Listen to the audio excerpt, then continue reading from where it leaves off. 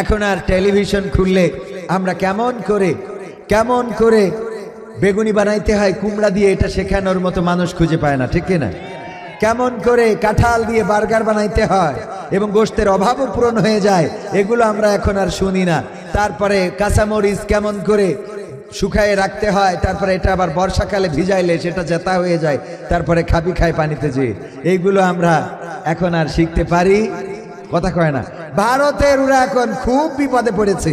আরে কান্নাকাটি, আমাদের এই পেঁয়াজ কেনার মতো লোক নাই, 3 টাকা 5 টাকা কেজি, তাও কিনতে চাই না। আছে না নাই? ওই যে এক লাফাই না সাংবাদিক, খালি এ মাথা ও মাথা লাফায় আর বলে হ্যাঁ বাংলাদেশ এই হচ্ছে তাই হচ্ছে, আগা না কাটলে নাকি বের হইতে দিচ্ছে না, কত রকম কথা, অপবাদ অপপ্রচার। এরপরে ওরে দুঃখ, কয় কি থাকবে না এই বাংলাদেশ আর থাকবে না, কানে যাবে? বাংলাদেশ তো থাকছিল না, চলে যাচ্ছিল, তো থাক আর না থাক তোকে এত জলে কেন? কথা কয় না। ওদের জ্বলার কোনো কারণ আছে? তবে ভারতের যে চাষিরা এই যে পেঁয়াজ আমরা কিনছি না বলে, আমাদের দেশে রপ্তানি করতে পারতেছে না বলে কান্নাকাটি করতেছে যে দাম পাচ্ছি না, তাদেরকে বলবো আমাদের পেঁয়াজ লাগবেও না, কারণ আমাকে নেত্রী শিখাইয়েছে কি করে পেঁয়াজ ছাড়া রাঁধতে হয়। ঠিক না বেঠে? আমাদের পেঁয়াজ ছাড়া নেত্রী শিখাই গেছে যে কেমন করে পেঁয়াজ ছাড়া রান্না করা যায়। এখন ওই পারে আছে, তোরাও শিখেন, তোরাও শেখ, মোট পেঁয়াজ লাগাইনো বন্ধ করতে। ঠিক না বেঠে? আমাদের তো শিখাই দিয়ে নুকেনে গেছে, বোঝো মজা, নিয়ে গেলি কেন? কথা কয় না। আমাদের নেত্রী 16টা বছর আমাদের পদ্মা সেতু দিলে, টানেল দিলে, ফ্লাইওভার দিলে, ওভারব্রিজ দিলে, খুন দিলে, গুম দিলে, সহিংসতা দিলে, মারামারি দিলে, কথা বলার বাক স্বাধীনতা দিলে, নাকি কেড়ে নিলে, সব এত কিছু যিনি করেছে, এত গুণের মালিক আমরা, তার তোরা নিয়ে গেছিস বলে তো আমাদের দুঃখ লাগে। ঠিক না বেঠি? লাগে না? তোরা নিয়ে গেলি কেন? আমাদের দেশের সম্পদ আমাদের দেশে থাকবে। এই ব্লাউজ কে দিয়েছে? ক্ষমতায় কেউ স্থায়ী হয় না, হোক না সে হাসিনা কিবারে না, চেয়ারটা চিরকাল থাকে না। ক্ষমতায় কেউ স্থায়ী হয় না, মুজিবুর বেশি দিন থাকেনি, জিয়াউর কেউ তো রাখেনি। মুজিবুর বেশি দিন থাকেনি, জিয়াউর কেউ তো রাখেনি। এরশাদ চলে গেছে পৃথিবী ছেড়ে, এরশাদ চলে গেছে পৃথিবী ছেড়ে, কেউ আজ তার কথা কয় না। ক্ষমতায় কেউ স্থায়ী হয় না, হোক না সে হাসিনা কিবারে না, চেয়ারটা চিরকাল থাকে না। ক্ষমতায় কেউ স্থায়ী হয় না, হাসিনা ক্ষমতা ধরে রাখতে আয়না ঘর বানিয়েছিল, জনগণের রোশানলে দাদার দেশে পালিয়ে গেল। হাসিনা ক্ষমতা ধরে রাখতে আয়না ঘর বানিয়েছিল, জনগণের রোশানলে দাদার দেশে পালিয়ে গেল। ডিবি হারুনের পাশে আর, ডিবি হারুনের পাশে আর পরিমণিদের দেখা যায় না। ক্ষমতায় কেউ স্থায়ী হয় না, হোক না সে হাসিনা কিবারে না, চেয়ারটা চিরকাল থাকে না। ঠিক না বেঠে? এই চেয়ার চিরকাল থাকে না।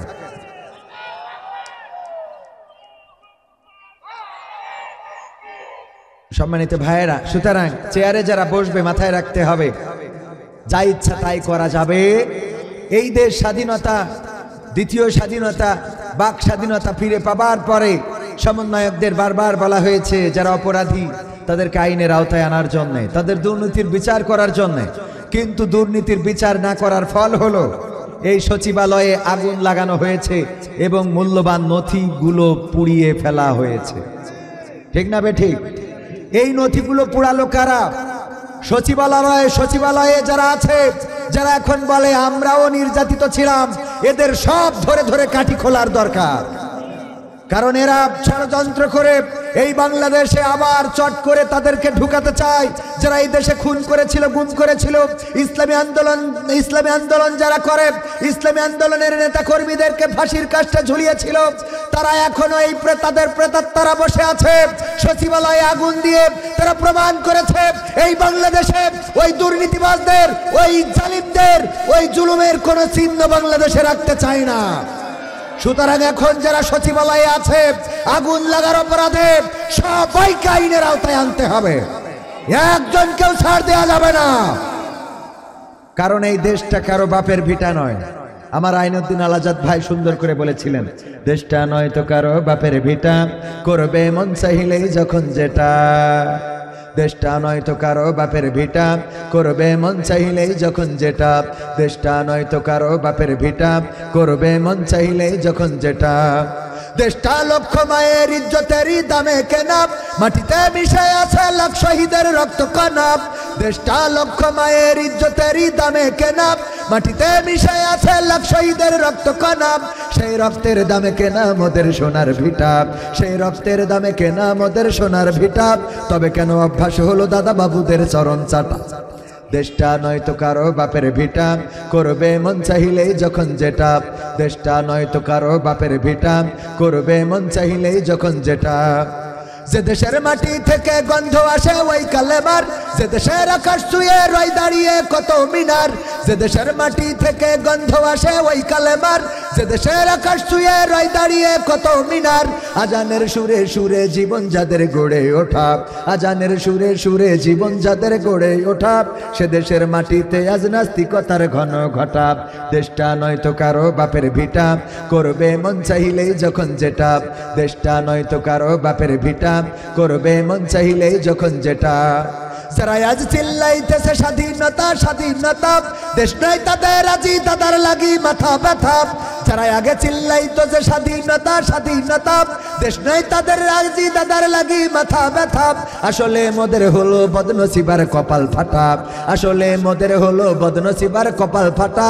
তাই দিই বারে বারে তাদের হাতে ক্ষমতাটা।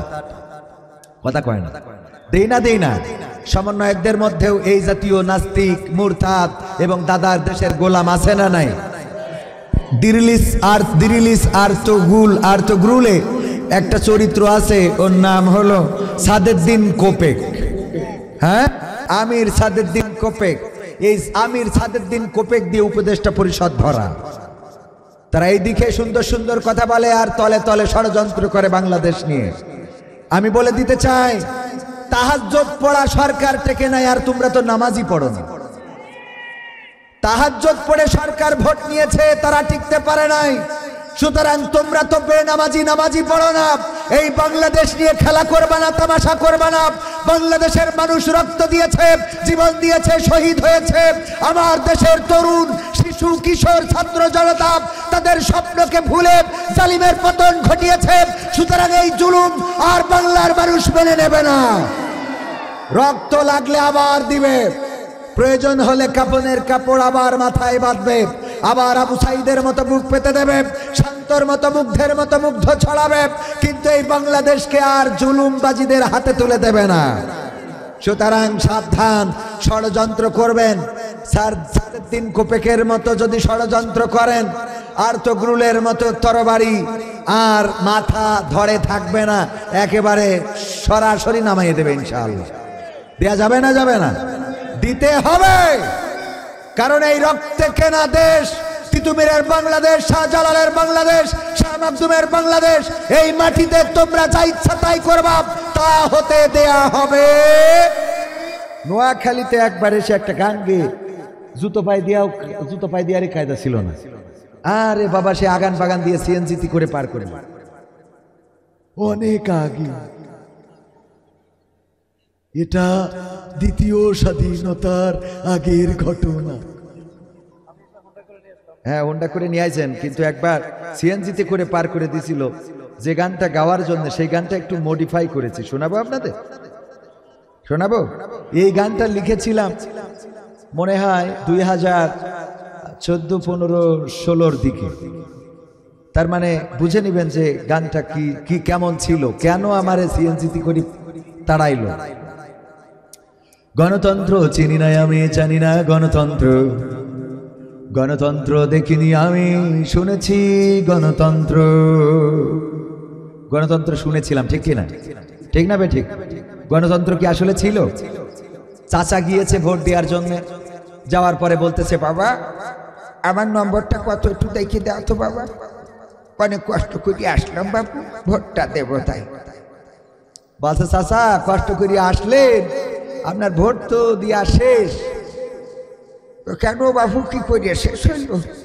তা বলছে, আপনি রওনা দিয়েছেন কখন? আমি তো বাবু ফজরের নামাজ পড়েই তারপরে এসেছি। বলছে, আমরা তো সে তাহাজ্জুদ পড়ি কাম ছেড়ে ফেলি, আপনি তো এসেছেন ফজরের নামাজ পড়ি, আমরা তো সে তাহাজ্জুদ পড়ি বাড়াবাড়ি করে ফেলেছি। তাহলে বাবু ভোট দিয়া কি হবে না? না হবে না, আপনি চলে যান। তো চাচা চলে আসছে, আবার ডাক দিয়ে কয়, শোনেন আবার চাষির জন্য এই ঠান্ডার মধ্যে কষ্ট করে পাঠায়েন না আবার। তো বলছে, কেন? তোমার চাষিও কি ভোট দিয়েছে বাবা? বলছে, হ্যাঁ ও তার ভোটও দেওয়া হয়েছে। হ্যাঁ গো, কত বড় জাহেল গো, তার সাথে সংসার করিয়েছি, কত বড় বেঈমান, এত বড় বেঈমান আমি জীবনে কল্পনা করিনি। আল্লাহ, তুমি পরকালে আমার হুর দিলে দিবা, না দিলে না দিবা, কিন্তু এই বউটা যেন আমার সাথে দিবা না। বলছে, চাচা কারণটা কি? চাচির পরে এত খেপা কেন? রাগটা কিসের? অভিমানটা কিসের? আরে বাপুরে, আজকে 12 বছর হলো তোমার চাচি মারা গেছে, তা এসে যখন ভোটটা দিয়ে গেছিস, তাহলে আমার একটু দেখে যাবি না আমি ভালো আছি নাকি খারাপ আছি? আমার খোঁজ না নিয়ে ভোটটা দিয়ে চলে গেল, এর সাথে কি জান্নাতে থাকা যায়? কথা কি বোঝা গেছে? কথা কি বোঝা গেল ভাইরা আমার? গণতন্ত্র চিনি না আমি, জানি না গণতন্ত্র, গণতন্ত্র দেখিনি আমি, শুনেছি গণতন্ত্র। শুনেছিলাম আমি বাংলাদেশে গণতান্ত্রিক রাজা, যখন যারে মনে চেয়েছে ধরে দিয়েছে সাজা। শুনেছিলাম আমি বাংলাদেশে গণতান্ত্রিক রাজা, যখন যারে মনে চেয়েছে ধরে দিয়েছে সাজা। কাউকে দিয়েছে ফাঁসির দণ্ড, রেখেছে আয়না ঘরে, কাউকে আবার লাশ বানিয়ে ভাসিয়েছে সাগরে। কাউকে দিয়েছে ফাঁসির দণ্ড, রেখেছে আয়না ঘরে, কাউকে আবার লাশ বানিয়ে ভাসিয়েছে সাগরে। করেছে এসব কিসের জোরে? ছিল কি দাদার মন্ত্র? কেমন গণতন্ত্র ছিল, কেমন গণতন্ত্র, গণতন্ত্রের আড়ালে ছিল দাদার ষড়যন্ত্র।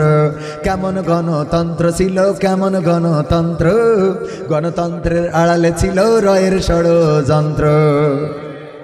শুনেছি আগে নির্বাচনে লাগতো টাকার নোট, দেখেছি আমি ভোট করিতে লাগেনি কোনো ভোট। শুনেছি আগে নির্বাচনে লাগতো টাকার নোট, দেখেছি আমি ভোট করিতে লাগেনি কোনো ভোট। ভোটের আগে পাশ হয়েছে মন্ত্রী মিনিস্টার, লাগেনি মিছিল, লাগেনি মিটিং, লাগেনি তো পোস্টার। ভোটের আগে পাশ হয়েছে মন্ত্রী মিনিস্টার, লাগেনি মিছিল, লাগেনি মিটিং, লাগেনি তো পোস্টার। নির্বাচন কমিশন ছিল ইন্ডিয়ান কোন যন্ত্র। কেমন গণতন্ত্র ছিল, কেমন গণতন্ত্র, গণতন্ত্রের আড়ালে ছিল দাদার ষড়যন্ত্র। কেমন গণতন্ত্র ছিল, কেমন গণতন্ত্র, গণতন্ত্রের আড়ালে ছিল মোদির ষড়যন্ত্র। বিরোধী দল যারা সংসদে ছিল তারা ছিল পোষা ময়না, দেশ জ্বলে পুড়ে হয়েছিল ছাই তবুও তো কিছু কয় না। বিরোধী দল যারা সংসদে ছিল তারা ছিল পোষা ময়না, দেশ জ্বলে পুড়ে হয়েছিল ছাই তবুও তো কিছু কয় না।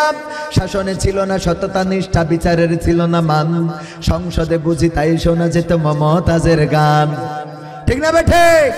শাসনে ছিল না সততা নিষ্ঠা, বিচারের ছিল না মান, সংসদে বুঝি তাই শোনা যেত মমতাজের গান। বিরোধী দল নাই, ওটা তো ছিল ডিজিটাল ষড়যন্ত্র। কেমন গণতন্ত্র ছিল, কেমন গণতন্ত্র, গণতন্ত্রের আড়ালে ছিল দাদার ষড়যন্ত্র। কেমন গণতন্ত্র ছিল, কেমন গণতন্ত্র, গণতন্ত্রের আড়ালে ছিল মোদির ষড়যন্ত্র। বিরোধী দল যারা সংসদে ছিল তারা ছিল পোষা ময়না। নায়েবে রাসূল কোরআনের পাখি বলতো মানুষ যারে, 13টি বছর সেই মানুষের রেখেছিল কারাগারে। নায়েবে রাসূল কোরআনের পাখি বলতো মানুষ যারে, 13টি বছর সেই মানুষের রেখেছিল কারাগারে। দিনের কথা বলতে গেলেই করতো গ্রেফতার, ইসলামী বই কোরআন হাদিস করতো যে উদ্ধার। কোরআনের কথা বলতে গেলেই করতো গ্রেফতার, ইসলামী বই কোরআন হাদিস করতো যে উদ্ধার। ওসবে নাকি থাকতো লেখা নাশকতার মন্ত্র।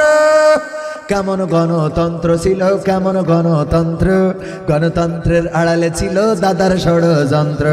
কেমন গণতন্ত্র ছিল, কেমন গণতন্ত্র, গণতন্ত্রের আড়ালে ছিল রয়ের ষড়যন্ত্র। ঠিক না বে ঠিক? এই গান ওই সময় গাওয়ার পরে কাটিকুটি থাকার কথা, এই জন্যই তো বললো যে তাড়াতাড়ি চলে যাও। মা বোনরা এসেছে, তাদেরও দুই একটা কিছু বলা দরকার আছে না নাই? আজকালকের ছেলের আমার এই বই কি নিয়ে আসছে নাকি আমাদের ক্যামেরা পার্সন? এই বই আছে, আপনারা চাইলে সংগ্রহ করতে পারেন।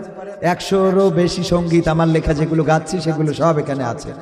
কেউ উঠা যাবে না, ক্যামেরা পার্সন ভিতরে যাবে, হাতে উঁচু করে নিয়ে নেবেন অল্প সময়ের মধ্যে ইনশাআল্লাহ। শোনা আর একটু শোনাবো। আজকালকের ছেলেরা বই নিয়ে আর বসে না, ও বাবা গুগলে সার্চ করিয়া পড়ি। ওরে কালের মেয়েরা কোরআন হাদিস ধরে না, এখনকার মা বোনেরা আল কোরআন পড়ে না, ও আল্লাহ টিকটকে ভিডিও ওরা করে। আর একটু জোরে শোনার দরকার আছে না নাই? আজকালকের ছেলেরা বই নিয়ে আর বসে না, ও বাবা গুগলে সার্চ করিয়া পড়ি। আগের সময় প্রেম করিলে মাওলানা জসিমউদ্দিন বলতো পাইছো কি, এখন বলে শখ করিয়া বাবু তুমি খাইছো কি। ঠিক না বেঠে? বাবু তুমি কি খেয়েছ?